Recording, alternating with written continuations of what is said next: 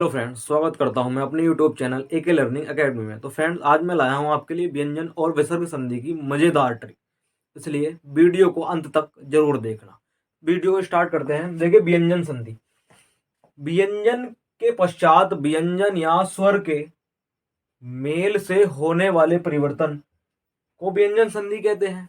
Trick के तौर पे शब्द में दूसरे स्थान पर वर्ग का तीसरा वर्ण मिलना, या शब्द में दूसरे स्थान पर वर्ग का पांचवा वर्ण आधा मिलना, इसको हम तोड़ते समय उस वर्ग के पहले वर्ण में बदल देते हैं। जैसे उदाहरण के तौर पर दिगंबर। दिगंबर, देखिए दिगंबर,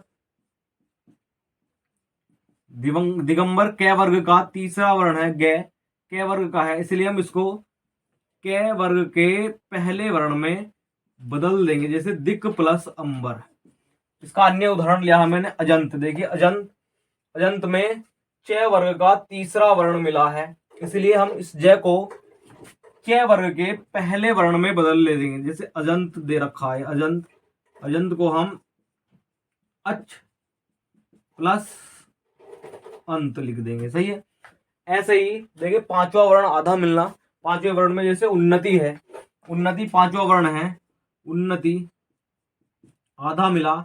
इसको तोड़ते समय हम क्या करेंगे, उस वर्ग के पहले वर्ण में बदल देंगे। जैसे उन्नति तय वर्ग का है, इसलिए हम उत प्लस नति, उत प्लस नति।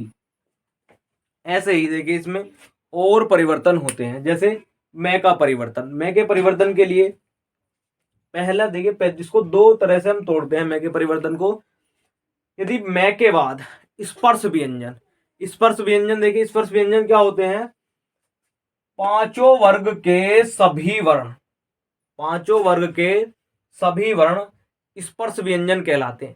कैसे मैं तक टोटल 25 वर्ण स्पर्श व्यंजन है। ये क्या कह रखा है, यदि मैं के बाद स्पर्श व्यंजन आए तो हम उसको उसी वर्ग के पांचवें आधे वर्ण में बदल देते हैं। उसी वर्ग के पांचवें आधे वर्ण में बदल देते हैं। जैसे जैसे घम प्लस टा, घम प्लस टा। देखिए मैं के बाद स्पर्श व्यंजन टे आया है, इसलिए टे को हम उसी वर्ग के पांचवें वर्ण में आधे में बदल देते हैं। जैसे घन टा। एक उदाहरण जैसे सम, सम तोष, सम तोष। देखिए मैं के बाद तय आया है, मैं के बाद तय स्पर्श व्यंजन आया, इसीलिए इसी वर्ग के हम पांचवें वर्ण में बदल देंगे। जैसे सन तोष, सन तोष। देखिए मैं के दूसरे परिवर्तन में यदि मैं के बाद अंतस्थ या ऊष्म व्यंजन आए तो हम उसे अनुस्वार में बदल देते हैं। उदाहरण जैसे सम प्लस सार, सम सार। देखिए मैं के बाद ऊष्म व्यंजन से आया है, इसलिए हम इसे अनुस्वार में बदल देंगे। मैं को अनुस्वार में बदल देंगे। एक और अन्य इसका उदाहरण, एक और अन्य उदाहरण जैसे सम, सम योग, सम योग। देखिए मैं के बाद अंतस्थ व्यंजन ये आया है, इसलिए हम इसको अनुस्वार में संयोग में बदल देंगे। ओके। इसके बाद देखिए श का परिवर्तन। श के परिवर्तन में यदि श के बाद त आए तो उसे ट में, और श के बाद थ आए तो उसे ठ में बदल देते हैं। जैसे उदाहरण, जैसे उदाहरण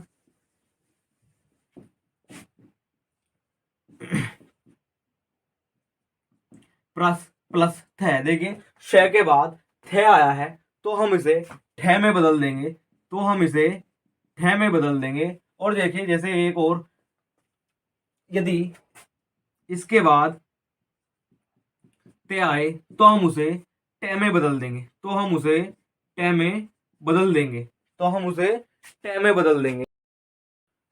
देखिए दोस्तों, अब विसर्ग संधि। विसर्ग संधि में की पहचानने की ट्रिक क्या है।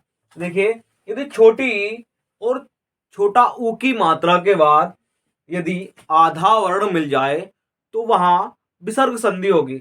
मैंने इसके बहुत सारे उदाहरण लिखे हैं, जैसे निश्चल, निर्गुण, दुर्लभ, दुश्चरित्र, दुस्साहस, आविष्कार और निष्काम। देखिए यहाँ छोटी ई के बाद श मिलता है, वो भी आधा वर्ण। यहाँ छोटी ई के बाद रे मिलता है, वो भी आधा वर्ण। यहाँ छोटा ऊ के बाद रे मिलता है, वो भी आधा वर्ण।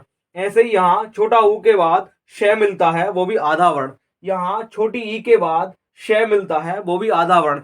ये सब इसके उदाहरण हैं, ये सब इसके उदाहरण हैं। और देखिए इसको तोड़ते कैसे हैं, इसको तोड़ते कैसे हैं। देखिए जो आधा वर्ण है, जो आधा वर्ण है उससे पहले विसर्ग लगाकर बचे हुए को लिख देते हैं। उससे पहले विसर्ग लगाकर बचे हुए को लिख देते हैं, जैसे निर्गुण, जैसे निर्गुण, जैसे निर्गुण अन्य उदाहरण है। इसलिए हम क्या करेंगे, नी के साथ में विसर्ग लगाकर रे को गायब करके गुण लिख देंगे, रे को गायब करके गुण लिख देंगे। इसी प्रकार जैसे दुस्साहस है, दुस्साहस है, हम श के साथ विसर्ग लगाएंगे और प्लस साहस। देखिए जहां आधा वर्ण है वही विसर्ग लगाना है, जहां आधा वर्ण है वही विसर्ग लगाना है, जहां आधा वर्ण है वही विसर्ग लगाना है। सही है। तो फ्रेंड्स, यदि वीडियो अच्छी लगी हो तो वीडियो को लाइक और चैनल को सब्सक्राइब जरूर करना। Thank you.